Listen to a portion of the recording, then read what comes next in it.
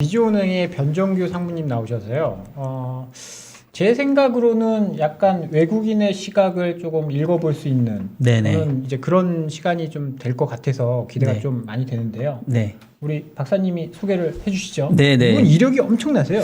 예, 일단은 현재는 미주은행 서울 지점에서 자금실 영업 총괄을 지금 하고 계시는데 이제 세일즈 앤 트레이딩이면은 결국 이제 고객 쪽 플로우 딜을 깔고 가면서 이제 거기에서 마켓 메이킹도 하고 이제 이런 역할을 하실 겁니다. 그래서 아마도 말씀하셨던 외국 쪽에서 시각도 좀 알 수 있을 것 같고요. 또 현재 외국어 대학교도 강의도 하고 계시고 교수님이시고. 또 박사님이시고 그래서 이론과 실무를 겸비하고 계신 우리 변정규 상무님 모시도록 하겠습니다. 상무님 어서 오세요. 어서 오십시오. 안녕하세요. 예. 아유, 송구스럽습니다. 예. 그 지난번에 저희 연합인포맥스에는 한 8월 21일인가 제가 기록을 찾아보니까 나오셨던데 사실 그때 하셨던 말씀이 지금 현실화된 게 되게 많더라고요. 그런가요? 예. 감사합니다. 예. 그래서 최근 시장 흐름을 어떻게 보면 가장 정확하게 지금 읽고 계시는 것 같아서 다시 모시게 돼서 영광이고요. 이제 저희가 사회자로서 우리 게스트가 그 가지고 있는 생각 이제 이런 것들을 어떻게 하면은 제일 잘 전달할까 이제 저희가 질문을 해야 되는데 오늘 상무님께서 준비하신 자료가 제가 한번 봤는데 너무 좋아가지고 오늘은 이제 저희 질문 좀 최소화하고 상무님 생각에 쭉 말씀을 해주시면 저희가 중간중간에 궁금한 내용 좀 질의하는 식으로 한번 진행하면 어떨까 싶습니다. 아유, 감사합니다. 워낙 그 말씀을 잘하시고 하셔가지고 두 분께서 중간중간에 도와주시고요. 네. 항상 포커스는 이제 저희 그 시청자분들이시잖아요. 예. 그 위주로 해가지고 그렇게 가면 좋을 것 같습니다. 또 제가 저번 그 방송하고 난 다음에 예. 좀 이렇게 여러 가지를 봤거든요. 봤더니 이제 유튜브를 제가 처음 이제 나와서 방송을 했었는데 네. 굉장히 많이 느꼈어요. 아, 이분들이 굉장히 많이 공부를 하고 계시구나. 예. 그 공부를 하시는 와중에 제가 그때는 슬라이드를 몇 개 안 갖고 나왔거든요. 네. 그래서 이번에 이렇게 말로 이렇게 그냥 흐르는 거 말고 이렇게 네. 보면서 했으면 좀 더 이렇게 전달이 잘 될 것 같아서 이렇게 만들어 봤습니다. 네. 자료를 꽤 많이 가지고 나오셨는데요. 오늘은 자료 위주로 한번 좀 가보도록 하겠습니다. 네, 여러분 오늘 아주 정말로 귀한 강의를 한번 준비를 했으니까요. 한번 잘 들어봐 주시기 바라겠습니다. 예, 한번 시작해 네. 주시죠. 네. 이번 그 오늘 방송의 주제는 이렇게 잡았습니다. 마음에 드실지 모르겠는데요. 일단 스태그플레이션 우려가 낳은 파월의 커밍아웃. 네. 내년 금리 인상론의 불지피다. 이렇게 했습니다. 저는 개인적으로 제목 너무 마음에 듭니다. 마음에 드십니까? 어떻게 감사합니다. 보면 시장에서 가장 겁내고 있는 내용들 아니겠습니까? 네. 그렇죠. 오늘도 그렇고요. 최근에 계속 이렇게 뭐가 터질까 안 터질까 그렇게 겁내는 것들은 다 이런 이유에 아마 근거하고 있는 것으로 생각합니다. 네, 그러니까 사실 저도 이제 제가 그동안 계속 스태그플레이션 좀 얘기를 해왔던 게 뭐 헝따 이슈고 뭐건 이거는 사실은 그냥 어떤 표면적인 거고 지금 시장 근저에 깔려 있는 거는 그동안에 이제 유동성 장세가 어떻게 보면 이제 끝나가는 거 아니냐. 근데 그게 경기가 하필 둔화되는 상황에서 물가 때문에 통화량을 흡수할 수밖에 없는 이제 이게 저는 좀 공포스럽거든요. 그래서 정확한 지적입니다. 바로 거기죠. 거기서 이제 예를 들면 유동성을 흡수하고 유동성을 흡수하니까 이제 유동성이 줄어들기 때문에 금리가 올라가고요. 시장 금리가. 금리를 갖다가 채권 전공하셨지만 뻔한 거 아니겠습니까? 그걸 시장에서 유동성이 줄어드니까 기준금리를 갖다 올리지 않아도 시장금리는 올라갑니다. 그러고 난 다음에 그에 따라서 신용경색이 올 수밖에 없는 상황이고요. 특히나 중국의 기업들은 그동안 낮은 저금리, 미국 저금리 상황에서 선진국에서 많이 빌려왔기 때문에 그런 데 대한 우려가 상당 기간 아마 지속될 것으로 이렇게 생각이 됩니다. 그 지난번 8월 달에 이제 시장 좀 보셨던 거랑 좀 비교를 해주시긴 할 텐데 일단 이제 8월은 조금 시간이 지났으니까 예, 맞습니다. 현재 상태를 위주로 해서 한번 좀 말씀해 주시면 좋을 것 좋습니다. 같습니다. 예. 제가 그 다음으로 넘길까요? 네, 네. 이제 쭉 진행해 주시죠. 예. 직접 넘기시면 됩니다. 네. 넘기겠습니다. 그 파트 1은 지난 시간과 그 잠깐 비교 복습을 하고 넘어가겠습니다. 모든 네. 게 이제 저희가 그 학교에서 배워도 이제 히스토리, 역사를 좀 공부하고 넘어가지 않습니까? 왜냐하면 과거에 어떻게 돼 왔었는지를 우리가 좀 다시 알고 난 다음에 이랬구나 이걸 갖다 안 다음에 그 다음을 넘어가야지 그 다음에 이렇게 페이지가 넘어갈 수가 있거든요. 네. 그래서 간단하게 저희가 얘기했던 것들을 지금 약간 복습을 하도록 하겠습니다. 네. 그 시간에 첫 번째로 우리가 얘기했던 거는 키 이슈들을 이렇게 몇 개 진단을 했어요. 제가 다음에 보시면은 이런 키 이슈들이 있습니다. 이렇게 키 이슈들을 한 4개, 5개 정도 이렇게 써놨는데 첫 번째가 뭐였냐면은 미국 테이퍼링 언제 할 것인가 그리고 양적 완화 인플레이션 일시적이라고 파월 의장이 계속 그래왔죠. 8월까지는. 그러게요. 그때 그래서 시작에 불과하냐. 또 어떤 분들은 굉장히 이걸 갖다 어택을 많이 했어요. 공격을. 우리 박재영 팀장님도 되게 이거 못 믿을 거다, 이거 말 바꿀 거다 얘기하셨거든요. 약간 그죠. 블러핑을 친 것 같다. 네. 파월이. 그렇죠. 파월도 알고 있으면서 자기 입으로 내뱉으면 맞습니다. 뭔가 시장 충격이 있기 때문에 맞습니다. 그렇게 이야기들을 많이 했는데 예. 지금 또 그게 또 시장에 또 영향을 좀 주고 있는. 맞죠. 네. 예, 맞습니다. 그 다음에는 이제 금리 얘기 안 할 수가 없죠. 그래서 그 한국 금리 인상이 바로 이 임박한 시기였기 때문에 그렇지만 이제 한국 금리에 대해서는 크게 그 대세에 영향을 못 준다 그때 봤었어요. 네. 그러고 난 다음에 이제 문제는 미국 그 금리 인상이 언제쯤 일어날 수 있을까? 왜냐하면 테이퍼링과 맞물려 있기 때문에 이런 것들 그리고 코로나 변이 바이러스에 관련돼서 특히나 우리나라는 이제 수출 주도형 그 산업이기 때문에 우리나라 기업들은 건전한가?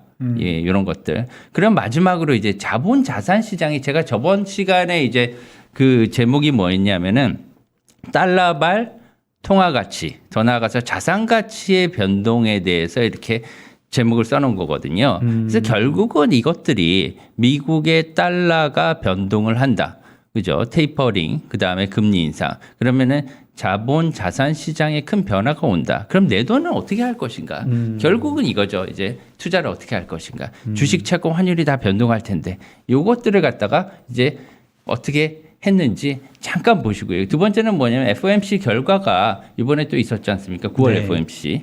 요거에 대해서도 이제 점도표가 나왔으니까 중요한 점도표를 한번 보시고요. 네. 세 번째는 미국 공항에 대해서 얘기했는데 요거는 이제 잠깐 하고 넘어갈 거예요. 네. 마지막으로는 연준이 왜 이렇게 또 깜짝 쇼를 이번에 말씀해 주신 바로 같이 네. 이렇게 했는지에 대해서 잠깐 알아보는 시간으로 가겠습니다. 그래서 네. 다음으로 가보시면은 그때 저희 진단은 뭐냐면 테이퍼링에 대해서 연내할 것이다 이렇게 예상을 했었고요. 특히나 가장 큰 의미를 뒀었던 거는 조기 테이퍼링을 했을 경우에는 조기 금리 인상으로 이어진다. 그렇죠. 예, 네. 이렇게 예상을 했었습니다. 아니나 다를까 그 다음에 잭슨홀 미팅에서 부인을 했잖아요. 그렇죠. 별개다. 다르다라고 이야기했죠. 그러니까 테이퍼링과 인상은 다르다. 파월을 저희가 조금 욕하는 이유가 뭐냐면 이게 말을 바꿨단 말이에요. 맞습니다. 그러니까 테이퍼링하고 금리 인상에 절연을 시켜놨는데 사실 이게 떨어질 수가 없는 사이인 거잖아요. 맞습니다. 예. 떨어질 수가 없죠. 그래서 지난 시간에도 행간에 읽어라 이런 말씀을 제가 사실 이렇게 어떤 분을 갖다가 이렇게 어떻게 나쁘게 말을 할 수는 없는 거고 중앙은행 총재신데요. 여긴 괜찮습니다. 하셔도 돼요. 하시고 싶은 말씀 다 하십시오. 예. 근데 사실은 이것들이 떨어질 수가 없기 때문에 솔직하게 얘기해야 되는데 그 자리에서 그렇게 얘기할 수 없을 것이다. 그때 당시에 얘기를 했었던 거거든요. 그 다음에 양적 완화에 관한 인플레이션에 있어서는 그 다음에 유동성이 너무 많이 풀렸다. 그래서 가치 조정이 일어날 거고 그 다음에 금리에 있어서도 미국 금리가 연말에 한번 다시 상승할 것이다. 이게 예, 이렇게 예상을 했었고요. 그리고 한국 금리 인상은 뭐 전체적으로 큰 대세에 영향을 못 줄 거고 달러 이 관련해서 가치 조정에서 이제 촉발한 이제 자산 가격의 변화가 일어날 것이다. 이렇게 얘기를 했었습니다. 그 네. 다음을 보시면은요. 이제 잭슨홀 미팅에서 테이퍼링이 연내 시작될 것으로 이렇게 이제 공식화 됐었지 않습니까? 네. 그 다음에 이제 인플레이션에 대해서 일시적이라는 견해를 갖다가 5가지 이유를 들어서 이렇게 파월 의장이 반박을 했었어요. 예, 특히나 이건 이제 무용지물이 된 상황입니다. 네. 왜냐하면 인플레이션에 대해서 옆에 보시면은 이제 장기화가 안에서 인정을 하고 커밍아웃 하신 거죠, 이제. 일시적이란 말은 싹 사라졌죠. 없어졌죠, 네. 이제. 9월 FOMC 성명서까지는 있었습니다. 근데 그 이후에 상하원 청문회, 네. 특히나 이제 각국 그 유럽과 일본의 중앙은행 총재들과의 회담에서 장기적인 인플레이션이 그 크게 일어나고 있고 이게 내년까지 수개월 갈 것이라고 얘기를 했고 옐런도 똑같은 말을 했어요. 둘이서 이렇게 같이 맞춰서 하는 게 아닌가 이런 생각도 듭니다. 그러니까 사실 파월은 그럴 수 있다 치는데 우리 옐런 누님까지 조금 좀 실망스럽습니다. 사실. 근데 이거는 원망스러워. 뭐 뒤에 말씀을 해주실지 모르겠는데 연준이 시장과의 의사소통을 굉장히 중요하게 생각하는 집단이잖아요. 맞습니다. 그런데 이렇게 거짓말을 해도 되는 건가요? 좀 그렇죠. 그래서 안 그래도 시장 소통에 관해서 뒤에 그 한 장을 하래에서 이렇게 설명을 해놨습니다. 제가 너무 앞서갔네요. 죄송합니다. 아닙니다. 뒤에 정확하신 그러면 말씀입니다. 네, 뒤에 이야기를 그거만 해주시죠. 여쭤볼게요. 거짓말이었다고 보시나요? 아니면 그들도 몰랐다라고 보시나요? 놓쳤다. 제 생각에는 이렇습니다. 사실은 그 파월 의장의 연임이 앞다 있어요. 내년 2월에 만기가 되고 임기 만료가 그리고 이번 달에 벌써 임명이 됐어야 되는데 지금 굉장히 많은 문제에 맞닥뜨리고 있는 거예요. 그래서 바이든 대통령이 재임명을 하고 싶어도 지금 하지 못하는 그런 상황이 있기 때문에 자기 자신의 거취를 지금 확실하게 알지 못하는 상황입니다. 이런 상황에서 많이 그만두게 되면 지금 유동성만 이렇게 많이 풀어놓고 나중에 폭탄을 남기고 갖다는 오명을 쓸 수도 있거든요. 네. 네. 그런 문제에 맞닿아 있고 특히나 이번에 같은 경우에는 특히나 PCE라든가 아니면은 성장률 둔화 이런 것들이 지금 많이 나와 있고 인플레이션의 그 물가 압력이 굉장히 지금 수면 위로 이렇게 올라온 상태예요. 이런 상태에서 자기가 커밍아웃을 안 할 수가 없는 상황이에요. 그래서 전혀 실이득이 없기 때문에 이제 다 알아버린 상황이기 때문에 이제 10월 초, 9월 말에 와서는 이걸 갖다가 이렇게 풀 수밖에 없었던 상황이라고 생각을 합니다. 죄송합니다. 저희 이제 끼어들지 않기로. 근데, 자꾸 네, 죄송합니다, 여러분. 네. 아닙니다. 하시죠, 끼어들 네. 괜찮아요. 네. 도움이 될 것 같아요. 그리고 또 상무님 혼자 너무 얘기하면 상무님이 지루해 하시니까 네. 맞습니다. 장단을 좀 맞춰 드려야죠. 알겠습니다. 그 다음에 이제 FOMC 회의 결과를 이제 3월, 6월 봤었는데요. 9월 달도 이렇게 같이 한번 보겠습니다. 9월 달에 이제 실질 성장률이 이렇게 7%에서 내려앉았죠. 네. 항상 이렇게 같이 갔었잖아요. 네. 인플레이션 PCE와 그다음에 성장률은 같이 올라갔었는데 성장률이 떨어지고 대신 인플레이션은 확 올라고 이러니까 경기는 둔화되고 그다음에 인플레이션은 올라가고 그러니까. 이런 스태그플레이션이 오지 않을까 이런 우려가 확 닿는 거죠 이제. 그래서 네. 파월 의장도 그런 압력을 받았을 겁니다. 그다음에 중요한 점도표를 보시면은 지금 빨간색 오른쪽 9월 FOMC 보시면은 굉장히 많이 늘어난 것을 볼 수 있습니다. 거의 절반 이상이 이제는 금리 인상을 갖다가 내년에 지지하는 쪽으로 이렇게 나와 있는데요. 이렇게 되면 2023년도에는 1%로 기준금리가 올라가는 것으로 가정할 수밖에 없는 결과가 나옵니다. 그럼 후에 이제 저희가 금리를 예상을 해보겠는데요.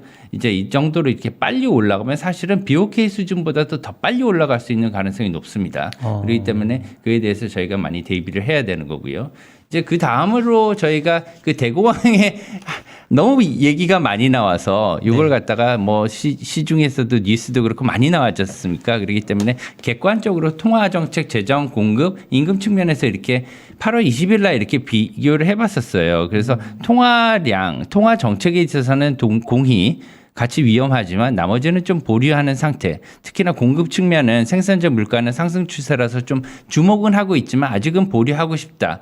이런 상황으로 이렇게 내버려 뒀었는데요. 지금 상태에서 보면 이 나머지 세 개도 좀 약위험으로 이제 가지 않나. 특히나 이제 공급 측면에서는 보틀렉이 이제 현실화되었고요. 생각보다 이게 좀 지속되더라고요. 맞습니다. 보통 올해 상반기면 끝날 것이다. 뭐 이렇게들 전망을 많이 했었는데 맞습니다. 지금 또 들리는 이야기는 뭐 내년까지 갈 것이다. 맞습니다. 그런 얘기들을 해서 이렇게 되면 또 생산자 물가가 또 계속 올라가는 위험이 또 뭐 있을 그 사모님 죄송한데 여기서 말하는 1970년 대공황이라는 게 이제 그 오일 쇼크 때를 말씀 주시는. 그때 이제 오일 쇼크 약간 전이죠. 그래서 이제 뉴딜 정책 나오기 이제 약간 전에 그때 당시를 얘기하는 거죠. 왜냐하면은 이제 2차 세계대전 이후에 미국이 너무 잘 살았지 않습니까? 네네네. 그때 당시에 너무 잘 흥청망청 쓰고 이제 자동차들도 다 이제 보급되고 그런 상황에서 이제 잘 살았는데 그 이후에 뭐 오일도 약간 그 올라가고 했었지만 본격적인 오일 쇼크가 오기는 약간 전이고요. 네네네. 그때 당시에 이제 그 여러 가지 농산물 쪽에서도 좀 그 쇼티지가 나고 여러 가지 문제점이 있어서 이제 대공황이 왔는데 지금이랑 또 다른 건 뭐냐면 이 당시에 미국의 GDP는 전 세계의 GDP를 압도하고도 남았었거든요. 예, 1950년대 2차 세계 대전 후에는 모든 국가가 사실은 폐허라서 이제 GDP라고 할 수도 없겠죠. 이제 공장도 없고 그러니까 네. 그 당시에는 미국의 이제 GDP가 전 세계 GDP의 약 10배가 됐다고 이런 얘기가 있더라고요. 공식 통계는 이제 그렇게 나온 거는 제가 본 적이 없지만 그런 얘기들이 있어요. 그 이후에 엄청난 미국의 그런 그 생산력이 이제 가동이 되면서 굉장히 이제 이게 부로 축적이 됐었는데 그 이후에 여러 가지 이제 인플레이션이나 이런 것들에 맞닥뜨려서 이제 대공황이 오게 된 거죠. 네. 예. 한눈에 봐도 8월 20일에는 그래도 그냥 보류가 많았는데 지금 상황은 다 위험 쪽으로 바뀌어 버렸네요, 지금. 예, 이건 뭐 개인적으로 이렇게 생각을 한 거긴 하지만 좀 네. 객관적으로 상당히 생각을 하려고 많이 노력을 한 부분입니다. 예. 다음으로 보시면 이제 지난 시간에 안 그래도 지금 두 분께서 말씀해 주신 그 알고도 얘기 안 한 거 아니냐 네. 이런 것들에 대해서 지금 이 왼쪽의 박스를 보시면은요, 이걸 이제 중앙은행 리스크라고 이렇게 제가 표현해 놨었거든요. 지난 시간에. 이것을 보지 않고는 오른쪽에 올라가는 걸 볼 수가 없다. 이렇게 말씀을 드렸었어요. 저게 여기- 지금 환율, 우리나라 환율이죠. 네, 맞습니다. 원달러 환율인데 저게 중앙은행 리스크랑 어떤 관계가 있을까요? 이게 사실은 인플레이션이나 여러 가지 지표들을 보면은 3월이나 아니면 5월 달에는 이게 어느 정도 올라가는 그림이 나왔어요. 맞아요. 그래서 그때마다 파월 의장이 스스로 인플레이션이 일시적이라고 이렇게 비둘기적을 발언을 하면서 이렇게 계속 꺾어내린 거예요. 그렇기 때문에 이렇게 방향성을 잃고 지그재그 같은 아무렇지도 않은 그래프가 나오게 된 겁니다. 예, 그래서 이것들을 사실은 아까 말씀드린 바와 솔직하게 얘기를 했으면 이 당시에 그럴 수 있다. 사실은 알고 있었을 가능성이 높습니다. 예, 거기에 대해서. 예, 그렇게 얘기를 했고, 그때 당시에 또 그 여러 가지 그 많은 그 위원들이 네. 그 지지를 하지 않았습니까? 지지를 했는데도 불구하고 자기 자신은 한 번도 인플레이션에 대해서 이걸 그 언급한 적이 없어요. 예, 그런 것들이 이제 많은 부분에 있어서 이런 그 축소, 은폐 같은 이런 그래프를 만들어 놓은 거죠. 그래서 그러니까 원래 같았으면 이제 올 초에 인플레이션이 발생해서 신흥국 통화가 이제 약세로 갔어야 되는데 맞습니다. 신흥국 통화 약세로 갔어야 되는데 파월이 계속 립 서비스를 하면서 맞습니다. 이거 아니야라고 하면서 저 그림들을 저렇게 만들어놨다. 맞습니다. 인위적으로 그렇죠. 그렇게 만들어놨다는 최대한 말씀이시죠? 시간을 번 거죠. 자기 자신으로 볼 때는. 근데 좀 안타깝네요. 왜냐하면 그 8월 말 잭슨홀 미팅까지만 하더라도 일시적이라고 버텼다가 그 다음 주인가 바로 9월 초에 나왔던 베이지북의 결과는 완전히 이제 바뀐 내용이 돼버리니까. 그렇죠. 예. 너무 시차가 짧은데. 이 정도면 욕을 해야 되는 건데요. 그러니까 네. 그 내용도 한번 정리를 좀 그쵸. 해야 될 것 같은데. 어떻게 예. 보면 시간을 끈 게 자기의 임기와도 관련이 있고 그렇죠. 뭐 예전에 이제 요 뒤에 나오는데요. 네. 이걸 한번 같이 보고 네. 지금 말씀하신 바로 그 내용입니다. 2주도 채 못 버틴 파월의 잭슨홀 연설이에요. 여기 보시면은 지금 8월 27일 잭슨홀 연설에서 이 위에 이 보시면 이 5가지 일시적인 이유를 이렇게 장황하게 늘어났습니다.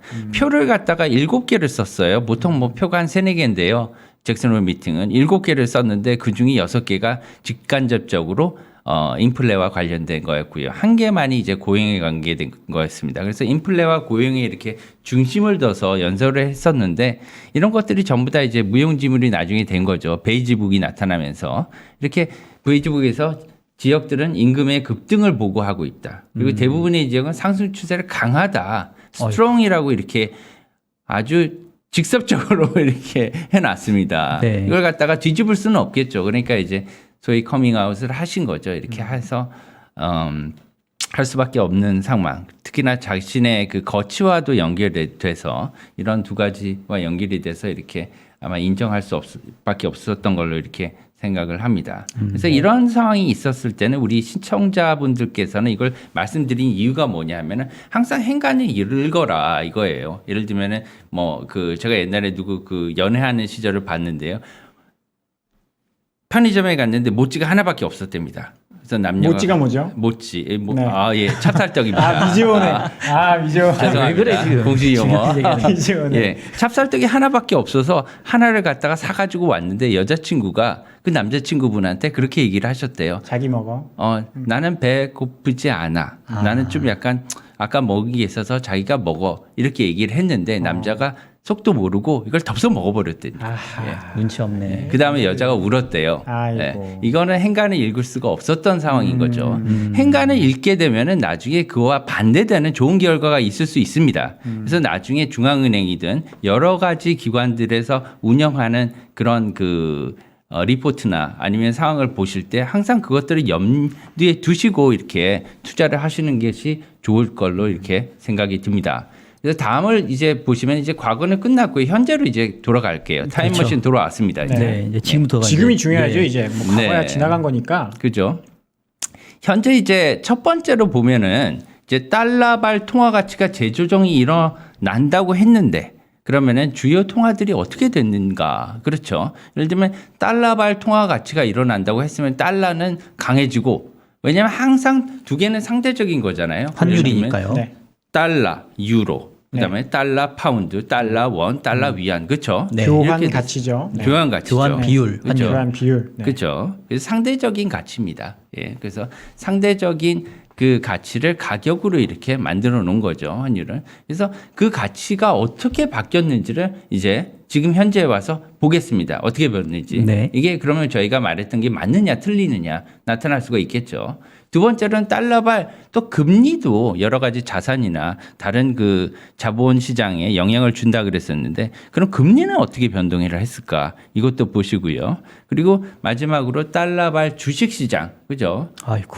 주식 시장 또는 실물 시장 어떻게 됐는지 이렇게 살펴보도록 하겠습니다. 네, 아주 중요한 내용이 나옵니다. 이제. 네. 이제 보시면은 이제 편하게 보시기에 제가 이렇게 그래프로 옮겨놨어요. 옮겨놨는데 처음에 이제 달러 원 환율입니다. 통상 이렇게 그 원 달러라고 말씀을 하시는데요. 네. 공식적으로는 이제 기준 통화라고 있고요. 네. 기축 통화가 있는데 기축 통화랑은 다른 거죠. 네. 이렇게 두 가지 이제 페어 환율을 말을 할 때는 달러가 기준 환율이다 이렇게 얘기를 하는 거죠. 기축 통화라고 하면은 달러를 얘기를 하는 거죠 항상. 네. 그래서 기축 통화는 여러 개의 통화를 같이 있을 때 얘기를 하는 겁니다. 그래서 결제 통화라든가 세계에서 어떻게 그 사용할 때 가장 기준이 되는 통화는 달러다. 하지만 두 개의 환율을 얘기할 때는 기준 통화라고는 얘기를 합니다. 그래서 여기서는 달러가 기준 통화라서 제가 달러 원이라고 한 거고요. 네. 지금 보시면은 원화는 달러 대비해서 7% 정도 하락한 것으로 이렇게 나와요.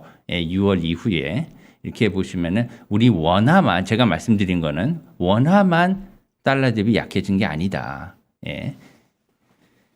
옆에 위안화는 네. 있는데요. 위안화는 전혀 약해진 게 아니죠. 지금 보시면 그렇죠. 일직선으로 가죠. 그러니까 굉장히 이게 좀 특이하죠. 신기해요. 그럼 왜 그런 건가요? 예, 굉장히 특이한데 이건 뭐냐면은 위안화는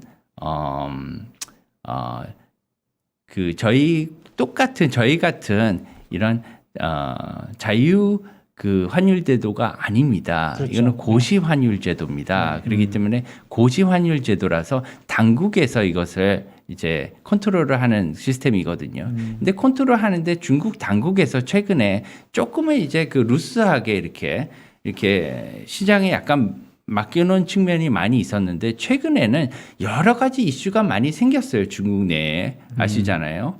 이 전에 헝다 전부터도 여러 가지 뭐 많이 이슈가 있었습니다. 플랫폼 업체도 규제했고 뭐 여러 가지 가지가 많이 있었죠. 있었습니다. 네. 그죠?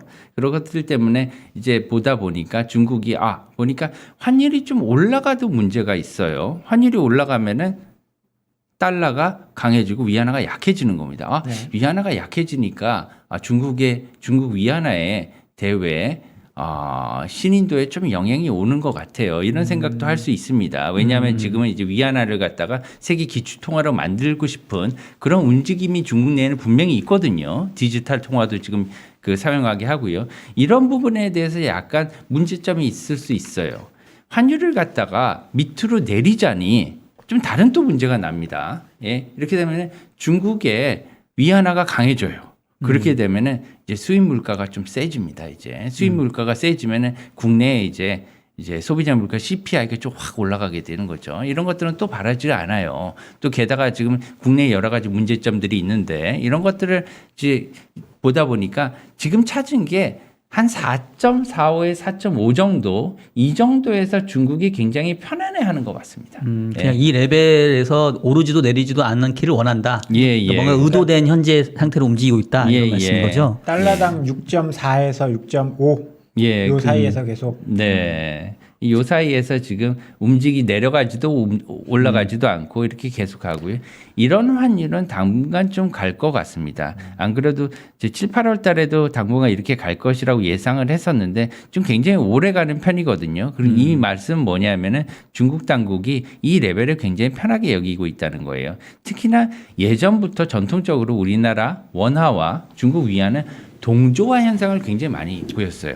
프락시 통화라고 해서 뭐 같이 그죠. 움직인다라고 이야기들 많이 했죠. 맞습니다. 이거는 이제 전혀 해당하지 않는 거고요. 이제부터는 우리나라 이제 원화 위안화 동조화는 크게 의미가 없는 거고요. 이제 중국 위안화는 따로 떼어서 중국 내부의 문제와 결부시켜서 봐야 될 것 같습니다. 특히나 요새 홍다 사태나 여러 가지 많이 있는데 중국 문제는 굉장히 중요하거든요. 우리나라 인접국이기 때문에 네. 뭐 이번에는 깊게는 못해주면 나중에 네, 기회가 그러시죠. 있다면 얘기해 보시죠. 변화가 메인은 아니니까. 예. 예. 다음에 가시면은 유로화, 그 다음에 파운드화 이렇게 있습니다. 유로화, 파운드화 이렇게 영연바 통화들은 보통 기준 통화라서 달러 앞에 오는데 제가 이제 비교하기 편하게 다 이제 우상향 그래프로 만들기 위해서 이렇게 지금 만들어 놓은 거예요. 그래서 보시면은 유로도 한 5.4% 정도 달러 대비해서 이렇게 약세를 보였고요.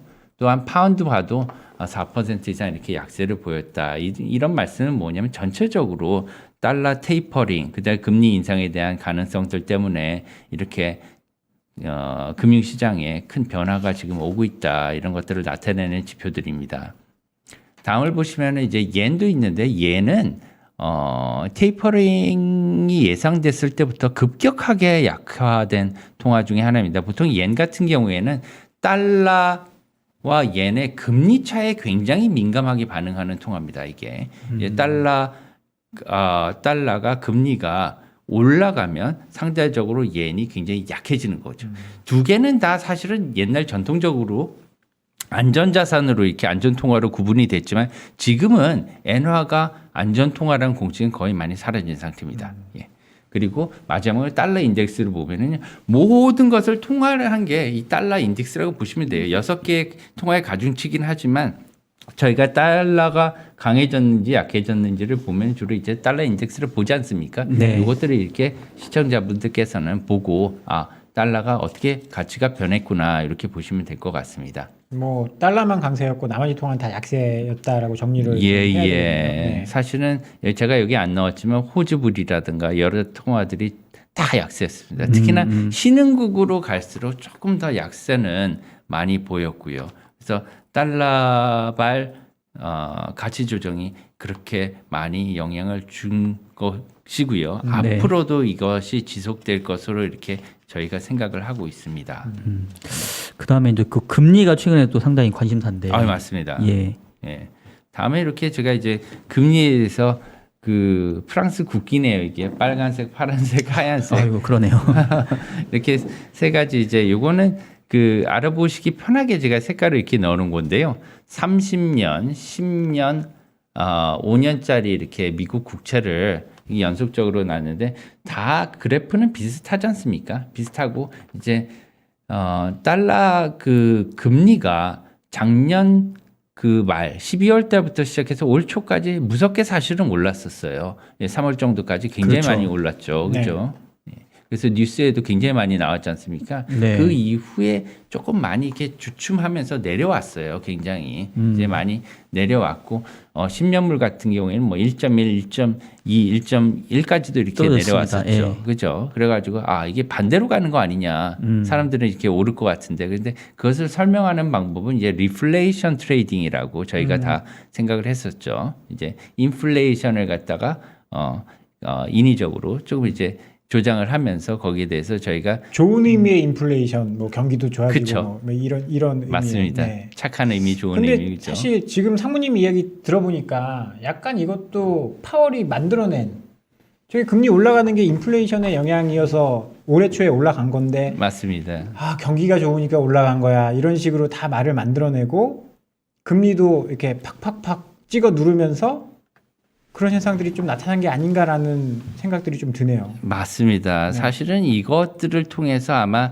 그 기관들이 많이 그 자산의 그 재구성을 했을 거예요. 재배치를 통해서. 왜냐하면은 가격이 비쌀 때 자기네들이 재배치를 해야지 소위 로스가 안 나는 거거든요. 손실이. 그런 때를 이용해서 아마 많이 이제 재구성을 했을 것으로 이렇게 생각을 하고요. 파월이 그런 시간은 어느 정도 벌어준 것으로 이렇게 생각을 합니다. 기관들한테. 어차피 이제 월가 출신이기 때문에 그런 것들은 이제 아마 그 기관들 특히나 금융기관들한테 아마 좀 유리하게 적용하지 않았을까 이런 생각은 드는 것 같습니다. 지금 표를 보니까 사실 저는 엄청 공포스러운데 2023년 예상 금리가 보니까 네. 지금보다 아직도 한참 올라갈 일이 많이 남았네요. 지금 10년 같은 경우는 현재 1.5인데 어떻게요? 2.5에서 2.75까지. 혹시 저 전망치는 어디 근거?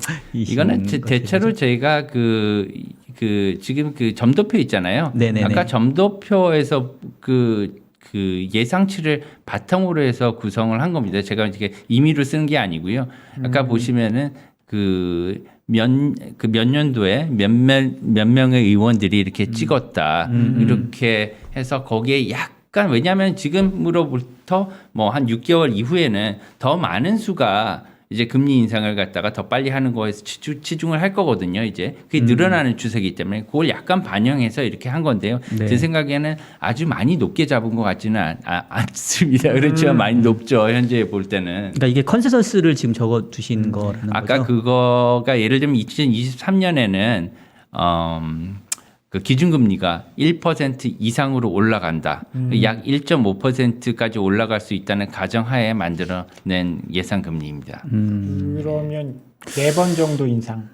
세네 번 정도. 세네 번 예. 정도 인상되는 수준의 10년물이 2.5. 근데 저는 조금 반론도 제기하고 싶은 게 네네. 이게 이제 현재 시장 금리가 이미 또 기준금리 인상에 대한 부분들을 좀 선반영했을 수 있으니까. 그럼요. 예. 기준금리가 지금부터 예를 들면 100bp, 150bp 올라간다 해서 맞아요. 시장 금리가 또 고폭 그대로 올라가리라는 법은 없거든요. 없습니다. 맞습니다. 그래서 그거는 조금 감안을 해주셨으면 좋겠고, 예. 만약에 정말로 10년짜리 금리가 지금보다도 100bp 더 올라가는 환경이라고 한다면, 뭐 전체적인 자산 시장은 상당히 암울한 전망이기 때문에. 게다가 거기에 그 위험 프리미엄을 사실은 얹은 수치입니다. 네. 여기에 그 위험 프리미엄을 어느 정도 예를 들면 한 30pp 정도 얹었어요. 왜냐하면 스태그플레이션이라는 위험 요소가 있기 때문에 그것을 고려하지 않고는 금리를 산정을 할 수 없는 상태인 것 같습니다. 왜냐하면 제 생각에는 지금 여러 가지 문제로 어느 정도는 경기에 대한 압력이 올 수밖에 없는 구조라고 생각하거든요. 왜냐하면 리만 이후에 대비해서 너무나 유동성을 많이 풀었습니다. 지금 엄청나게 많이 풀었기 때문에 거기에 대해서 채권에서 받는 압력은 지난 리만 사태에서 채권 시장이 받는 압력과는 차원이 다를 것으로 이렇게 생각을 하고 있고요. 오늘만 해도 10년 금리가 국내에서 10bp가 뛰었지 않습니까? 맞습니다. 이런 것들은 아마 그런 것들을 반증해주는 네. 그런 위험 프리미엄을 미연에 반영해주는 것이 아닌가. 왜냐하면은 이 예를 들면은 물가라는 게 인플레이션이라는 게요. 만약에 내년에 5%의 물가가 뛴 것이라고 생각을 하면 모든 시장 참여자들이 5%를 올릴 것으로 생각을 할 거예요. 예를 들면 고용주 같은 경우에는 이 상품을 매출을 했을 때 가격을 갖다 5%를 올릴 거고요. 근로자 같은 경우에는 임금을 받는데 그 고용주한테 내년에 5%뛸 것 같대. 그러면은 나한테 내 임금을 5% 지금 올려줘. 이렇게 얘기를 할 거예요. 그래서 만약에 그 완벽하게 예상을 할 수 있으면 그 예상치를 바로 반영을 할 겁니다. 지금 현재에 있어서. 그런 가정에 입각해서 이것을 만들었는데 조금 높으시면은 양해해 주십시오. 아닙니다. 예.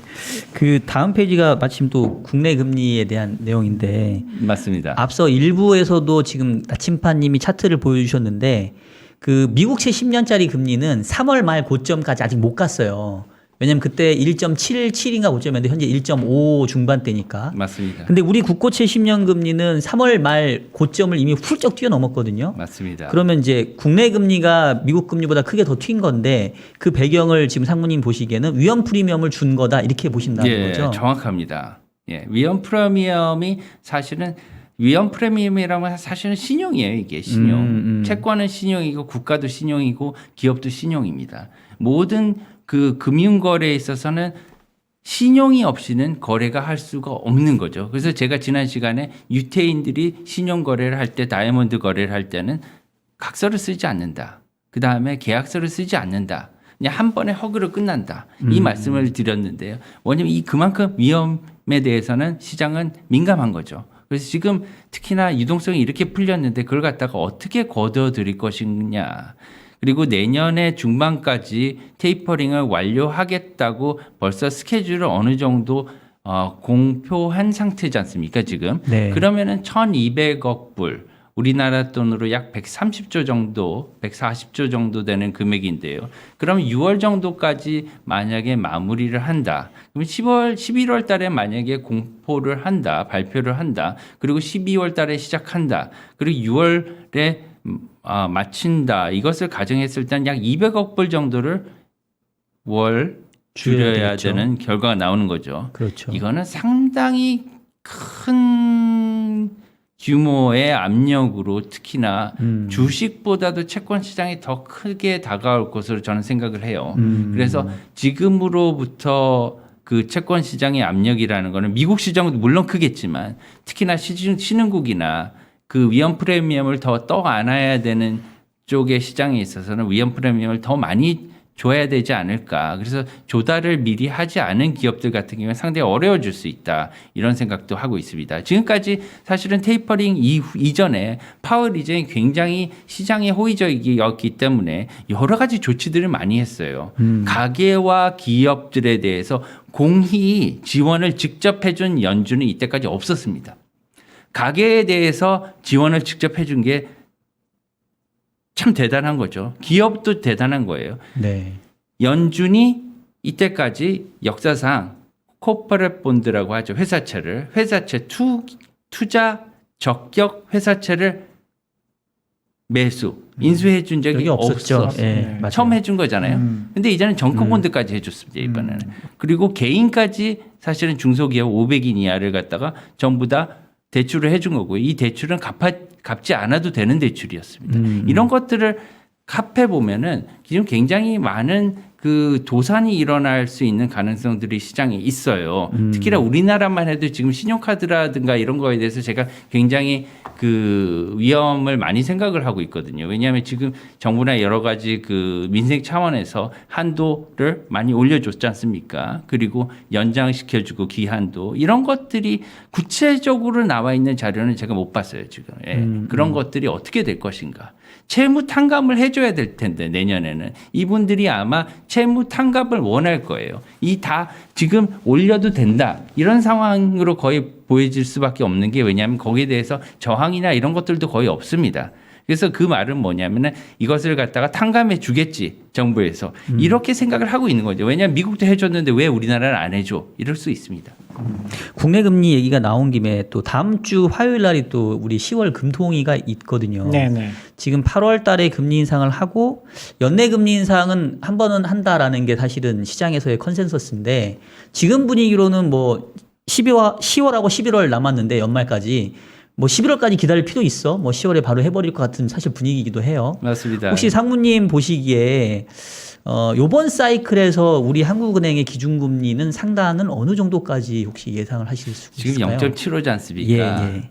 글쎄요. 지금 뭐 이게 뭐 당위성의 문제도 있고요. 그다음 필요성의 문제 여러 가지 뭐 문제 그 위원님들이 너무 잘 알아서 해주시겠지만 지금 0.75 이제 한번 올렸지 않습니까? 네. 근데 그 이주열 총재님께서 내년에 이제 바뀌십니다. 2월이 예, 3월인가가 예. 만료시죠. 예, 내년 초에 이제 바뀌는데 이제 아마 이제 올해까지는 한 번 더 금리 인상을 본인이 직접 하시고 네. 아마 그 다음에는 바톤을 후임 총재한테 넘길 수 있는 가능성이 크지 않을까 이렇게 보고 있습니다. 일단은 2번 하고 조금은 지켜본다는 네. 생각이신 거죠. 그다음에 네. 이제 다음 총재께 이걸 넘기지 않을까.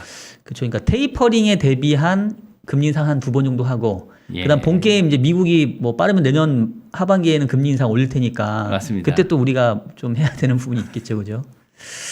예, 아유, 어려운 두렵네요. 문제입니다. 예, 두렵네요. 예. 예. 원자재 시장도 사실 최근에 가장 큰 이슈인데요. 맞습니다. 이게 또 환율하고 어떻게 인플레이션의 연관될까요? 지금 뭐 가장 중요한 요인 중에 하나가 되고 있는데 네네. 이것도 뭐 병목 이런 것들 때문에 쉽게 해결되지는 않는 문제라고 뭐 시장에서 네. 이야기를 하고 있는데 어떻게 보고 계십니까? 그래프가 이렇게 보니까 좀 난잡하네요. 제가 이렇게 뭐 계란 풀어놓은 모양이 이렇게 확 나온 것 같은데 이게 네. 왼쪽 그래프가 좀 화려하기도 한 것 같은데 네. 이 그 왼쪽은 이제 그 주식 시장이고요. 이렇게 공이 떨어지는 모습이고 오른쪽은 이제 그 주요 원재재를 이렇게 써놓은 건데요. 원유 가격 같은 경우는 97% 여기에 옥수수 가격 35%. 그래도 그 좀 그 탄력성이 그래도 어느 정도 적은 그 식품이나 내구재 같은 게 좀 적었지만 원재재 가격 특히나 인도에서 최근 뭐 물량이 딸린다는 석탄 같은 경우에는 뭐 엄청나게 지금 거의 400% 이렇게 네. 상승이 가고 있거든요.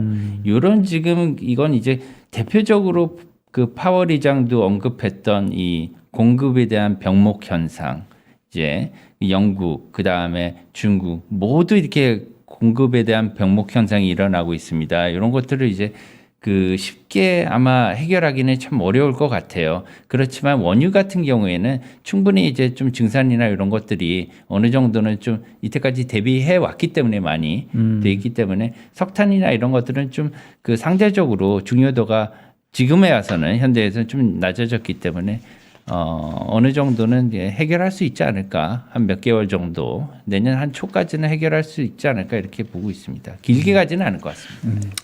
알겠습니다. 이제 쭉 그 과거랑 이제 최근 업데이트를 해주셨는데 이제 중요한 게 향후 또 전망 부분이잖아요. 예, 맞습니다. 네, 너무 궁금합니다. 뭐라고 말씀 주실지. 그러니까요. 아유, 뭐 다들 이렇게 너무 잘하시는 분들이 많은데 이게 제가 이렇게 생각하는 걸 이렇게 한번 적어봤습니다. 첫 번째는 이제 한 4가지 쿼드러플이라고 이렇게 써놨는데 불안 요소가 이렇게 있고요. 이것들이 스태그플레이션에 대한 우려를 증폭시키고 있다 이렇게 생각을 하고 있습니다. 첫 번째는 이제 바이든의 부양책과 재정 상태가 어떤지를 한번 봐야 될 것 같아요. 미국의 국간이 지금 어떤 상황이냐. 부채 한도 얘기도 막 나오는데 이게 무슨 문제야? 옛날에 한번 신용등급부터 한번 떨어진 적이 있는 것 같은데 이런 것들 한번 짚어보고요. 두 번째는 현 상황이 지금 아까 말씀드린 그 가치가 변동을 하고 있다고 말씀을 드렸는데 자본 자산에 어떤 문제점이 있는지 아까 그 쿼드러플 불안한 요소들이 있다는데 4가지 불안 요소는 뭔지 네. 그리고 세 번째는 향후에 스태그플레이션이 진짜 일어날 것인가 거기에 대해서 한번 생각을 해보고요. 마지막으로는 이거는 뭐 좀 재미있을 수 있는데 그 16세기 유럽의 가격 혁명하고 제가 한번 비교를 해봤어요. 특히나 이것은 이제 제가 생각하기에는 자본주의 이제 세계에 들어와서 세계 최초의 인플레이션이라고 이렇게 생각을 하고 있었던 거거든요. 튤립 이야기 하시는 건가요? 튤립보다요. 이게 그 16세기에 이제 뭐 코르테스 이런 그 스페인 이런 장군들이 남아메리카를 이렇게 정벌을 하면서 금이나 은 맞습니다. 이제 금은이 대량으로 이제 유럽에 유입되게 되면서 이제 그 굉장히 풍족해질 것 같았죠. 왜냐하면 은이나 금이나 대량으로 이렇게 많이 유입이 되게 되니까. 근데 사실은 굉장히 풍요하지 않았어요. 그래서 제가 이렇게 작년인가 제 아들내미 그 문제집을 보니까 이렇게 틀려 있더라고요. 하나가. 근데 그게 뭐냐면 16세기 가격 혁명으로 인해서 남아메리카에 들어오는 수많은 금과 은으로 인해서 유럽의 국민들은 굉장히 풍요해졌다. 이렇게 돼 있는데 이게 틀려 있더라고요. 그래서 나 같아도 틀리겠네. 금과 은이 들어오는데. 그죠. 그래서 네. 지금의 상황이랑 굉장히 비슷한 것 같아요. 대공황하고 비교하기는 굉장히 조금 어렵다고 생각하고요. 많은 분들은 미국의 대공황하고 생각하는데 저는 이게 16세기 유럽의 가격혁명 때하고 비슷하다고 생각합니다. 지금 굉장히 많은 화폐를 찍어냈어요. 그죠? 거기에 대해서 또한 신용이 아까 많이 늘어났습니다. 말씀드리는 것 같이. 네. 이거는 정부가 의도하지 않았던 레버리지를 조장한 결과예요. 사실은 어떻게 보면 리만 사태가 레버리지로 인해서 생겼다고 했는데 각국 정부 중앙은행이 레버리지를 사실은 조정을 한 거거든요. 거기에 더해서 새로운 게 나타났습니다. 비트코인, 가상화폐가 나타났어요. 네. 이렇게 되면은 엄청나게 지금 자산군이 많이 늘어난 겁니다. 이렇게 늘어난 것은 사실은 그때 가격혁명 때 남아메리카에서 신대륙에서 아무것도 모르는 데서 갑자기 금은이 쏟아져 내린 것과 똑같은 결과거든요. 헬리콥터 그렇죠. 머리가 나타난 거죠, 이제. 이런 것들을 해서 한번 그 비교해 보고요. 마지막으로 이렇게 좀 그 송구스럽긴 하지만 제 생각을 한번 말씀드리고 이렇게 마무리하는 걸로 이렇게 네. 생각을 하겠습니다. 미리 감사드리겠습니다. 네. 그래서 바이든의 부양 정책 이렇게 간단하게 보시면은요. 미국의 재정 적자가 연 재정 적자입니다. 그래서 22년 작년에 약 2.8조 달러 정도 됩니다. 예, 굉장히 큰 숫자죠. 예. 약 3천조의 6천. 저렇게 보면 사실 이해가 잘 안 가요. 그러니까 숫자 자체가 워낙 커서 규모가 가늠이 안 규모가 되지. 가늠이 안 됩니다. 엄청 크죠. 네. 3천조입니다. 네. 우리나라 망하고도 남을 금액이에요. 참고로 우리나라 GDP 총액이 한 1,900조 정도니까 맞습니다. 그것보다 더 큰 거죠. 한 1.5배. 데피시트, 그러니까 부족한 금액이 이렇게 큰 거죠. 네. 엄청나게. 그리고 올해는 지금 그거보다는 좀 적어서 약 지금 10월 들어서기까지 이제 그 통계가 약 2.4조 달러 정도 된다고 하는데 한 2.7조 정도 이제 갈 것 같다고 이렇게 얘기가 나오고 있습니다. 이제 부채 한도는 미국이 28.4조 달러인데요. 지금 이제 옆에 보시면은 미국의 부채 한도 시한이 10월 18일입니다. 근데 여기에 대해서 여러 가지 말이 많이 나오고 있는데요. 이것도 사실은 반드시 이걸 갖다가 이때까지 해결이 된다고 담보할 수는 없을 것 같아요. 그런 기사들은 제가 미국 그 뭐 여러 가지 그 뉴스에서 한 번도 본 적이 없기 때문에 저희가 사실은 그 미국의 이 당사자들을 직접 뭐 인터뷰를 하고 얘기를 할 수 있으면 정확히 알겠죠. 근데 지금은 이것을 갖다 저희가 유추하고 알 수 있는 방법은 지금 해외이고 하니까 그 뉴스레터를 통해서 매체를 통해서밖에 볼 수가 없는데 그런 매체에서는 아직까지 그런 거는 본 적이 없는 것 같아요. 그래서 이거에 대해서는 사실은 제가 어떻게 확답을 할 수가 없을 것 같습니다. 아니 뭐 옐런 의장 잘 모르세요? 사실은 전화 한 통화 한번 전화 연결 한번 사실은 그 옐런보다는 저는 그 옐런 그 지금 이제 재무부 장관이죠. 장관이죠. 예. 제가 실수를 했네요. 예, 재무부 장관의 그 남편인 그 조지 에커로프라는 그 노벨 그 경제학상을 받은 그 경제학자가 부군입니다. 네. 예, 부군을 그분이 잘하세요? 쓴 논문을 잘합니다. 그 논문을 참 좋아해가지고 레몬의 그 대해서 쓴 건데요. 레몬 있지 않습니까? 레몬. 네. 레몬이 미국에서는 중고차를 뜻하는 레몬 프라블럼 말씀이신 맞습니다. 거죠? 예. 이제 중고차로 이렇게 결함 있는 차로 이렇게 통일이 돼서 거기에 대한 논문이 있는데요.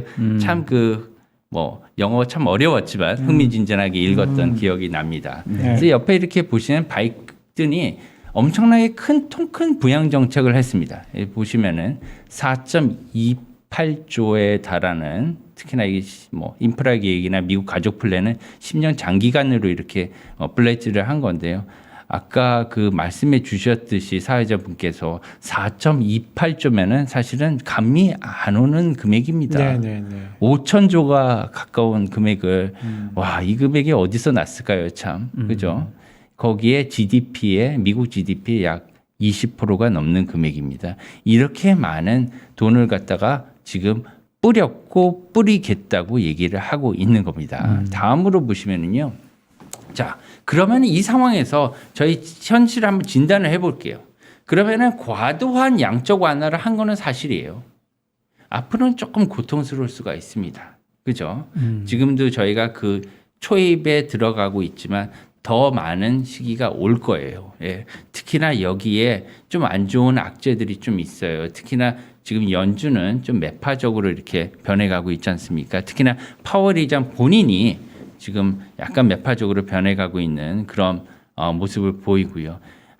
여기에서 저희가 보면은 4가지 불안 요소가 지금 보이는 상황이에요. 네. 그래서 보시면 이제 아까 말씀드린 신용 경색 있지 않습니까? 여러 가지 그 유동성의 문제가 금리 문제로 이제 변질이 되고 그 금리 문제가 신용에까지 연결이 돼서 예를 들면 자그마한 문제지만 중국의 헝다는 이런 신용 경색이 나타날 수가 있다. 두 번째는 주식 시장이 굉장히 이것 때문에 금리가 당연히 변동을 하고 유동성이 변동을 하면 주식은 시장은 당연히 불안하겠죠. 그 다음에 금리도 당연히 불안하고요. 채권 금리도 특히나 여기에 더해서 여러 가지 지정학적인 문제까지 정치적인 문제까지 지금 부각들이 되고 있는 상황이기 때문에 여러 가지 문제를 잘 보면서 우리가 투자를 하고 대처를 해 나가야겠다 이렇게 마음가짐을 갖자는 말씀입니다. 그래서 이런 것들을 보시면은 제가 대부분의 이렇게 이번에는 이렇게 보실 수 있도록 써놨어요. 네, 그래서 네. 써놔서 제가 또 이제 그 직접 써서 하면은 또 워낙 악필이기 때문에 잘 못 쓰기 때문에 예. 이렇게 컴퓨터의 힘을 빌려서 이렇게 헝다 사태의 본질 뭐 이렇게 써놨기 때문에 한번 읽어보시면 될 것 같고요. 여기 타이포가 죄송합니다 하나 있습니다. 하락 기조인데 56에서 64로 늘어났죠. 네. 이게 54입니다. 54. 근데 조금 떨어졌어요. 많이 떨어진 건 아니고요. 제조업 PMI 지수가 조금씩 하락하고 있는 그런 추세인데 특히나 채권 시장 아까 말씀드린 채권 시장과 주식 시장의 모멘텀은 정말 잘 보셔야 됩니다. 지금 특히나 채권 아까 말씀드린 그 위험 프리미엄에 대해서는 굉장히 관심을 많이 갖고 보고 있고요. 네. 우리나라 채권 같은 경우에는 굉장히 많이 다치지는 않은 상태로 지금 보이는데 약간 조금 그 우려되는 측면 같은 경우에는 우리나라가 지금 CDS라고 하죠. 네. 예, 신용부도 수합 네. 지금 약 20bp 정도에서 이렇게 형성이 되고 있어요. 이 말은 뭐냐면 우리나라 위험 프리미엄은 약 0.2% 정도 된다. 5년 기준으로 네. 이렇게 얘기를 하고 있는 건데 굉장히 좋은 수치입니다. 일본만 매우 안정적인 거죠. 네, 매우 안정적인 거죠. 아주 좋은 수치입니다. 네, 일본도 거의 비슷해요, 그거랑. 그래서 굉장히 좋은 수치인데 사실은 더 좋았어요. 몇 달 전에는 이게 지금 조금 올라온 상태인데 이게 계속 이렇게 유지해 줬으면 이런 상황이고 그렇게 되면은 지금 뭐 우리나라 현재 그 채권 투자 외국인들의 그 잔고가 한 500억 정도 넘는 걸로 이렇게 500조 정도 넘는 걸로 이렇게 보고 있는데 그게 이제 어느 정도 그 떨어질까 이것도 지금 좀 그 관심 있게 보고 있습니다. 네. 예. 그 다음에 보시면은요, 이 시간에 가장 중요한 문제일 수도 있어요. 뭐냐 하면은 지금 리플레이션과 스태그플레이션에 관한 문제입니다. 네. 그래서 보면은 지금 에너지 가격하고 그 다음에 연준의 그 매파적인 그 방향선으로 인해서 인플레이션이 이제 일시적이 아닌 것으로 이렇게 공식화된 거거든요. 두 가지로 인해서. 물가는 인정을 한 거죠. 그렇죠. 그렇죠. 그리고 근데 이제 경기에 따라서 리플레이션이냐 스태그플레이션이냐 맞습니다. 예. 그래서 경기가 어떻게 회복이 되느냐 이게 참 관건인데요. 이런 거에 대해서 이제 사실은 뭐 경기의 회복 속도는 여러 가지로 볼 수 있죠. 뭐 GDP도 그렇고 고용도 있고 여러 가지 이제 봐야 되겠지만 특히나 이제 그 여러 가지 여기 나와 있는 근거로 저희는 이렇게 조금 보고 있습니다. 특히나 원자재가 이제 폭등을 했고요. 그리고 또 PMI도 그렇고 이런 것들이 조금 나아지지 않기 때문에 조금 그 스태그플레이션에 대한 우려는 당분간 내년 초까지는 좀 봐야 되지 않을까 이렇게 좀 조심스럽게 근데 말씀을. 여기 질문을 좀 드려보면 네. 지금 고점 대비해서 낮아지고 있다라는 거지. 이게 경기가 안 좋다라는 건 아닐 수 있지 않는 건가요? 그러니까 좋은 전체적인 질문입니다. 성장률은 굉장히 높은 수준인데 맞습니다. 2020년이나 19년이나 여기에 비해서 굉장히 높은 수준인데 이거를 스태그플레이션 그러니까 막 경기가 역성장하는 그런 걸로 지금 뭐 생각을 해도 되는 건가요? 그런 거는 아닙니다. 네네. 사실은 뭐냐면은 GDP가 나쁘지는 않습니다. 그렇지만 예를 들면은 저희가 뭐 현대 그 통화 이론에서 보면은 예를 들면 이제 피셔 방정식에서 본다면은 이제 실질 성장이 자라서 성장이 될 수도 있고 가격이 올라서 성장이 되는 경우도 있거든요. 네. 근데 지금은 이제 그 실질적으로 경제 성장이나 실물 경제가 올라가서 경제가 성장하는 것보다는 가격으로 인해서 GDP가 상대적으로 영향을 받아서 더 숫자가 크게 나타나는 것이 더 많은 것 같다. 이런 식의 말씀을 드리고 싶은 거죠, 이제. 그래서 그런 거에 따라서 좀 약간 그 우리가 그 경제에 대한 좀 실질적인 성장이 안 이루어질 수도 있다. 이런 그 우려를 갖고 있는 건 사실입니다. 예. 그러니까 인플레이션이 발생하다 보니까 명목 성장을 좀 깎아 먹는다. 맞습니다. 그런 말씀을 해주시는 거죠. 예, 맞습니다. 그래서 사실은 조금 좀 약간 우울한 얘기라서 그런 것들은 좀 어렵지만 사실은 상대적으로 한국 경제는 그 다른 글로벌 경제보다는 많이 나은 편이에요. 특히나 그 제가 저번 시간에 우리나라 기업들의 수출 그 상황이라든가 뭐 상태를 갖다가 잠깐 보여드리겠지만 다 제가 여기는 갖고 나오지는 못했지만 기업 자료나 이런 것들을 보시면은 상당히 지금 좋은 수치들이 나오고 있습니다. 특히나 그 평상시에 코로나 이전보다 오히려 상대적으로 좋은 기업들도 많이 있고 하기 때문에 그런 측면에서 우리나라는 내년에 크게 나쁘지는 않을 것 같은데 특히나 그래도 다른 그 우리나라도 여러 그 수출 지역들이나 이런 데 많이 영향을 받기 때문에 그런 거에 대해서 조금 조심스럽다는 거죠. 예. 다음을 보시면은 이제 그 아까 말씀드린 이제 가격 혁명에 대해서 말씀을 드린 건데요. 이제 그동안에 이제 물가가 16세기에 이제 많이 올랐어요. 그래서 이제 그때하고 비교를 해 보시면은 이제 조금 다른 면은 뭐냐면은 그때하고는 좀 다른 거는 그 이제 그 당시에는 경제라는 게 있긴 있었는데 여러 가지 뭐 산업이라는 거는 없었어요. 그래가지고 뭐 성장률이나 이런 것들은 거의 답보 상태였던 거죠. 이제 그렇지만 지금은 완전 다르지 않습니까? 그래서 가계, 기업 그리고 정부의 역할이 명확하게 있는 상태에서 계속 이렇게 돌아가는 사이클로 있기 때문에 그때와는 좀 다르지만 그때와 같이 어느 정도의 인플레이션은 앞으로 일어날 수 있지 않느냐, 약간은 장기화되지 않느냐 이런 측면에서 약간 그 생각을 해보자는 측면에서 이렇게 적어놓은 것으로 이해해 주시면 될 것 같습니다. 마지막으로 지금 아까 제가 좀 전에 말씀드렸듯이 화폐, 신용, 특히나 가상자산 이렇게 많이 그 자산군이 많이 일어났기 때문에 이런 거에 대해서는 이제 앞으로 중앙은행들이 어떻게 이것을 정리해 나갈지가 사실은 저는 굉장히 궁금해요.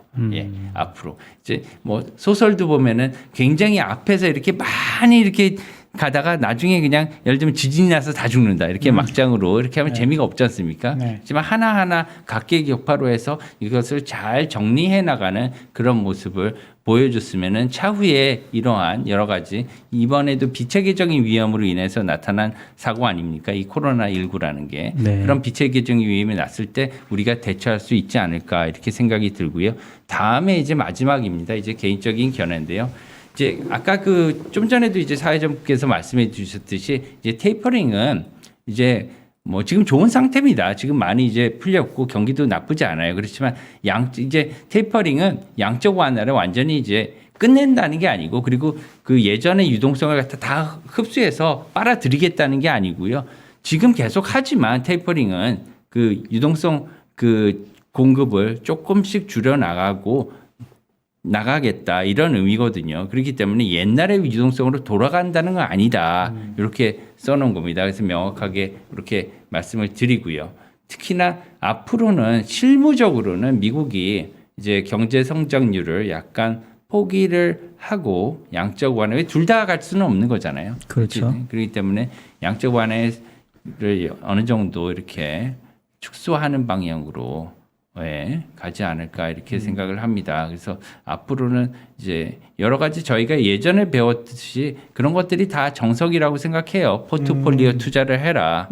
과도하게 빚을 내서 하지 마라. 여러 가지 이런 것들이 저희가 어릴 때 배웠던 것들이 다 사실은 명언들입니다. 그런 것들이 수십 년, 100년 이상 걸쳐서 왔던 그런 그 그 경험에서 나오는 것들이기 때문에 그것들을 많이 유의하면 되고요. 제가 생각하는 제언을 보시면 실물 자산이 금융 자산 대비 상대적으로 저평가 있다고 생각해요. 저는. 그래서 가격 면에서도 저평가가 돼 있고 특히나 향후에 인플레이션이 날 때는 해지의 효과를 주기 때문에 이거에 대해서도 더 플러스 요인이 있다고 생각합니다. 그래서 실물 자산이 앞으로는 어느 정도 단기적으로 뭐 내년 초까지는 하반기 정도 들어서기까지는 아마 좋지 않을까 이렇게 생각하고 특히나 자산을 투자할 때는 특히나 성장을 지속하는 성장 주하고는 다릅니다. 이제 성장주는 사실은 이제 블루칩이지 않습니까? 이제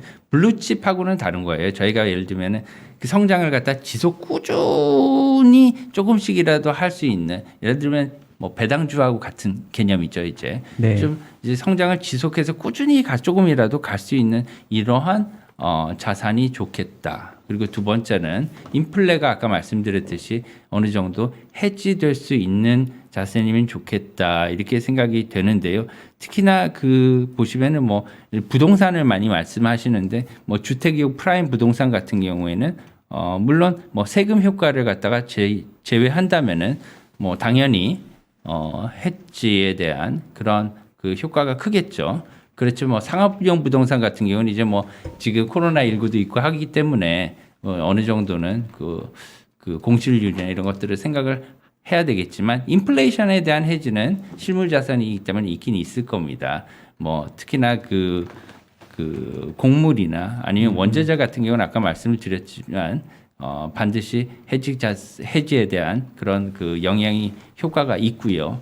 가상자산 같은 경우는 해지에 대한 기능이 있다고 사람들이 말씀을 하죠. 사실은 뭐 약간은 있을 수 있습니다. 그렇지만 너무나 리스크가 크기 때문에 특히 이제 정책적으로 이게 중앙은행들이 이것들을 화폐로 인정을 해주는 것까지는 잘 모르겠습니다. 이게 아직 정해진 틀이 없기 때문에 그런 거에 대해서는 리스크를 담보를 하셔야 될 것으로 생각을 하셔야 될 것으로 이렇게 생각을 합니다. 마지막으로 주식과 채권에 대해서는 좀 선별적으로 다 성격이 많이 다르기 때문에 선별적으로 조심을 해서 투자를 했으면 좋겠다 이렇게 하고 오늘 말씀을 맺을까 생각을 하고 있습니다. 이렇게 긴 시간 동안 좋은 자료 설명해 주셔서 너무 감사드리고요. 네. 그러니까 이제 또 저희 시청자분들께서 또 정리를 좀 잘 하시기 위해서 제가 조금 이렇게 좀 곤란하실 수 있지만 조금 질문 여쭤볼게요. 괜찮습니다. 그러니까 지금 오늘 말씀 쭉 들어보면은 물가가 상승하는 거는 이제 어쩔 수 없이 받아들여야 되는 상황이라고 이제 저는 좀 느꼈고, 다만 이제 지금 투자 측면에서 중요한 것은 그래도 경제가 받쳐주는 인플레이션 환경인 건지 아니면 물가는 계속 높은 수준을 당분간 유지하는데 경기는 여기서 이제 뭐 꼬꾸라지진 않더라도 약간 하향하는. 그러니까 스태그플레이션 너무 세니까 저는 요즘에 미니 스태그플레이션이라는 표현을 쓰는데 지금 상무님 보시기에는 인플레이션이라고 보시는 건가요? 미니 스태그플레이션이라고 보시는 건가요? 지금 인플레이션은 그럼 미니 스태그플레이션에 한 단계 더 나아간 것을 상황이 좀 더 악화된 것을 말씀을 하시는 거죠? 예.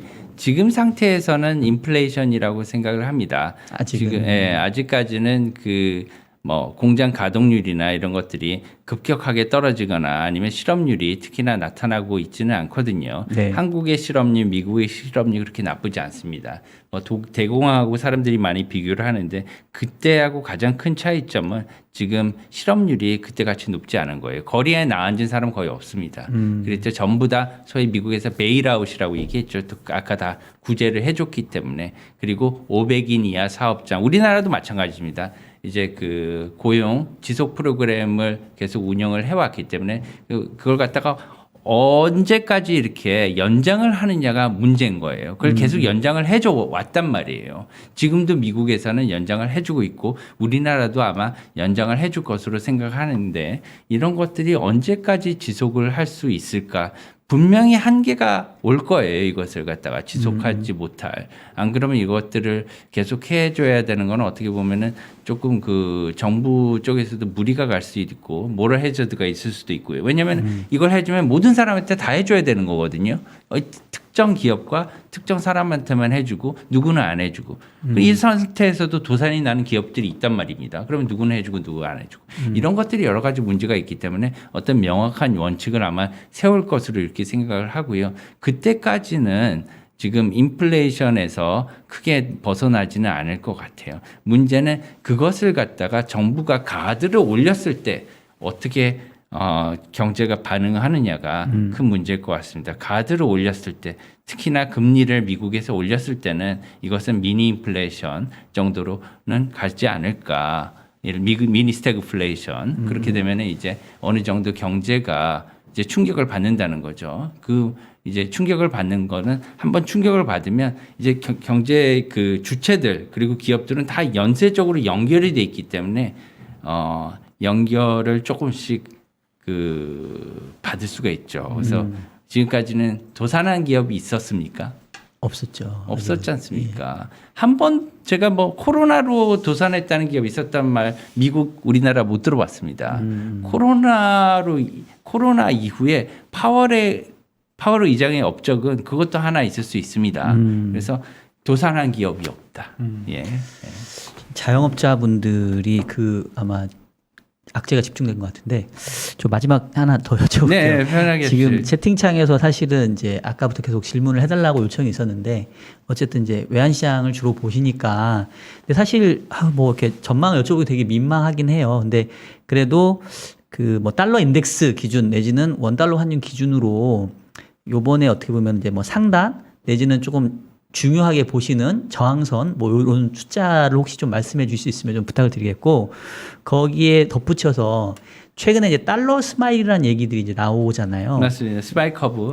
예, 달러 스마일이라는 게 뭐냐면 이게 이 달러라는 게 미국의 통화이기도 하지만 또 세계 경제의 기축 통화이기 때문에 복합적인 성격을 갖고 있잖아요. 그래서 미국 경제가 좋을 때도 달러가 강해지고 미국 경제가 안 좋을 때도 달러가 강해진다. 그래서 이제 마치 이 스마일 하는 것처럼 양 극단에 있을 때 달러가 강하고 미국 경제가 상대적으로 좋을 때는 그냥 달러가 약한 즉 신흥국 통화가 강한 이제 이런 상황인데 최근에 달러가 강세에 있는 현상은 아직까지는 미국 경제가 좋은 쪽의 영향인 것 같긴 한데 혹시 이 달러 스마일에서 반대편으로 바로 넘어갈 가능성은 얼마나 보시는지. 사실은 그게 반드시 그렇지는 않아요. 뭐냐면은 예전에 제가 예를 한번 들어보겠습니다. 2004년에서 2006년 사이에 미국의 금리 인상이 있었습니다. 그때 당시 금리 인상이 있으면 당연히 미국에 돈이 들어가게 되겠죠. 추가로. 그렇게 네. 되면은 달러가 강해져야 되는 거지 않습니까? 그 기간 동안 5% 이상 달러가 폭락했어요. 왜 그런 줄 아십니까? 그건 재정 적자 때문에 그랬어요. 그렇기 때문에 반드시 이게 맞지는 않지만 그래도 어느 정도 그때그때 상황마다 봐야 된다. 저는 이렇게 말씀을 드리고 싶어요. 그래서 제가 아까 많은 그래프들을 여기 넣었지만 제가 여기 대해서 일봉이나 아니면 월봉이나 연봉이나 이런 차트 추세선이나 이런 것들을 보고 얘기를 하지는 않지 않습니까? 네네. 그때 상황이나 이런 것들을 다 봐야 돼요. 그래서 그것들을 보면서 이해를 하고 왜 이렇게 됐는지 각각에 대해서 개별적으로 생각을 하고 그에 맞춰서 나가는 게 아마 이해하기가 네, 더 좋고요. 그럴 것 같습니다. 약간 환율 전망 한번 이제 조금 말씀을 예, 아, 죄송합니다. 너무 죄송한 질문인데 아니다, 예. 아니다. 화끈하게 달러 인덱스 기준으로 어디까지 갈 것 같다. 사실은 그 정도면 제가 뭐 기간을 정해주셔도 되고요. 아니 그렇게 제가 그걸 갖다가 그런 분들이 굉장히 많으신데 한 번도 네. 그걸 얘기한 적이 없는데 이렇게 얘기를 하겠습니다. 지금 아까 제가 말씀드린 거에 답이 나와 있어요. 예, 지금까지 제가 나와 있는 지금 말씀을 드렸지 않습니까? 이 수많은 그래프들을 제가 보여드렸잖아요. 네. 이 보면은 어느 기간 동안 얼마나 올라갈지는 사실은 점쟁이만 알 수 있는 거죠. 그거는 그렇죠. 예. 제 영역이 아니고 그거는 예를 들면은 저기 어디 가야 되는 거죠. 하지만 제가 강하게 말씀드릴 수 있는 건 뭐냐면 제가 여기서 말씀드리는 거는 인플레이션이 꽤 많이 일어난다. 그죠? 그러게 돼서 경기 불안 침체 기조가 지금 보이고 있다.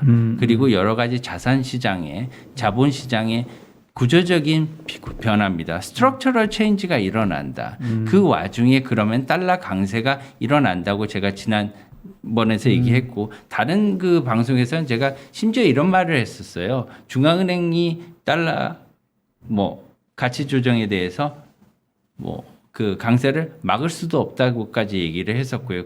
한 방송에서는 제가 그 9월까지는 위험 요소가 굉장히 많이 있다 이렇게 제가 얘기를 했지만 그런 틀에서 보면은요 지금 달러 강세는 여기서 멈추지는 않습니다. 뭐냐면 여기서 다른 사람들이 얘기하는 건 1200을 넘어가서 어디까지 갈 것인가 1200 못 넘지 않을까 이런 생각을 막 하시는 거예요. 그때마다 상황을 보면서 해야 되는데 지금은 큰 대세에서 지금 막을 수 있는 대세가 많지가 않아요. 그래서 제가 아까 말씀드리는 여기서 제가 다 말씀을 드렸다는 건 뭐냐면 파월 의장이 제목에서 제가 여기 제일 앞에서 얘기했잖아요. 스태그플레이션이 우려가 나온 파월의 커밍아웃. 이 말씀 뭐냐면 그 1월 달부터 지독하게 인플레이션에 대해서 입을 갖다가 계속 다물고 계시던 파월 의장이 이번에 자기가 자신의 입으로 상원에서 또 중앙은행장들의 회의에서 그렇게 얘기할 수밖에 없었던 상황은 뭐냐면 지금 그만큼 심각하다는 겁니다. 사람들이 그 위험에 대해서 아까 제가 위험 프리미엄에 대해서 얘기를 했듯이 조금 되게 쉽게 생각을 하는 경향이 있어요. 더 나아가서 지금 내년 상반기에 이런 상황에서 어떤 큰 악재가 터질 수도 있습니다.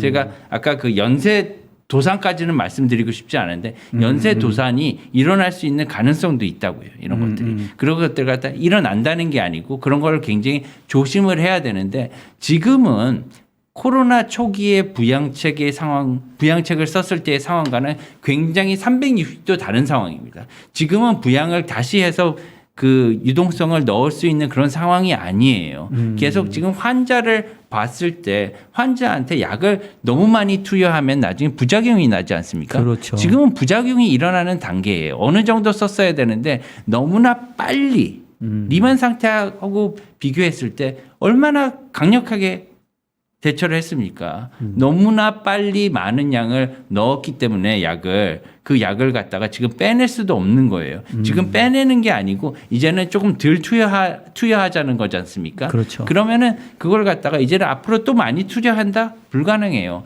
이 경제는 유기물하고 똑같습니다. 그래서 의사는 한 사람의 환자를 죽이지만 나쁜 경제학자는 수만 명을 고통스럽게 하고 죽어가게 할 수 있는 거죠. 그래서 그런 것들을 굉장히 조심해서 다뤄야 되는 거고요. 아까 제가 말씀드린 그 환율은 그래서 지금 굉장히 조심해서 상단을 살펴봐야 된다는 거예요. 그래서 제가 저도 모르죠. 1230까지 40까지. 그렇지만 지금은 상단으로 가는 추세에 분명히 있다고 제가 누누이 몇 달 전부터 말씀을 드렸고요. 네. 위험 요소가 굉장히 많다. 그리고 거기에 대해서 지금 그래서 오늘도 그렇고 며칠 전부터 내려가지가 않는 거예요. 지금 왜 어제 올랐냐 하면은 그 매물이 사실은 우리나라는 수출 주도형 경제이기 때문에 그 수출 내고라고 하죠. 그런 것들 달러를 갖다가 받아와서 수출 기업이 그걸 팔아야지 원화로 환전을 하게 돼 있습니다. 예, 그래서 자기 돈이 되는 거죠. 우리나라 돈이. 그래서 네. 기업들은 다 그렇게 하는데 기업들이 이제 월말에 달러를 받아와요. 그죠? 그래서 월말에 환전을 보통 합니다. 그런 물량이 다 소진이 된 거예요. 이제 달러를 팔았던 물량들이. 달러 파는 물량들이 기업들이 보통 많이 갖고 있는데 이게 없어지니까 사는 물량만 계속 나타나는 거예요, 이제 앞으로는. 그래서 지금은 그런 내고 물량에 대한 반대 물량, 특히나 달러를 끌어내리는 그런 힘이 상대적으로 굉장히 위축되고 감소된 상황이라는 거죠. 네. 그렇기 때문에 앞으로는 위를 더 많이 보셔야 된다. 그렇다고 해서 모든 주식도 그렇고 채권도 그렇고 환율도 그렇지만 모든 게 한 방향으로 다 가지는 않습니다. 네. 내려갔다 올라갔다 내려갔다 이렇게 하면서 그 추세 방향으로 가는 거죠. 그래서 그런 것들을 유의하면서 그 방향만이라도 잘 유의하고 있으면은 굉장히 중요하시고요. 그렇게 시청자분들께서 여쭤봐 주시기 되게 감사해요. 왜냐하면 제 사실은 그 고객분들 중에서 제 방송을 갖다가 하나도 빠지지 않고 리코딩을 해가지고 예, 계속 돌려서 보시고 하시는 분이 있어요. 그리고 되게 이제 어떤 그 회사의 중역 분이신데요. 네. 그걸 갖다가 제가 그 얘기를 했더니 제가 하는 투자를 따라서도 많이 하셨더라고요. 그런데 그분 같이 이렇게 열심히 다 하나하나 따라 하시고 열심히 보시고 이런 분들이 있는 반면에 회사의 CFO 분들한테도 많이 말씀을 드리지만 어떤 분들은 그냥 보고 그냥 지나치시는 분들도 있어요. 그러고 난 다음에 나중에 말씀을 하세요. 그때 집값이 오른다며 얘기를 미리 좀 하지.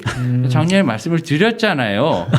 옆에 사람이 말씀했잖아. 네. 그렇게 얘기를 하는 분들도 계시다는 거예요. 그 사람마다 다 다른데 굉장히 여기 방송에서 들으신 분들은 공부를 아까 제가 말씀을 드렸듯이 굉장히 열심히 하셔가지고 제가 많이 놀랐고요. 굉장히 신선한 충격을 받았고 이제 앞으로 제가 노력할 수 있는 한에서는 많이 이렇게 도와드리도록 했으면 좋겠습니다. 아유.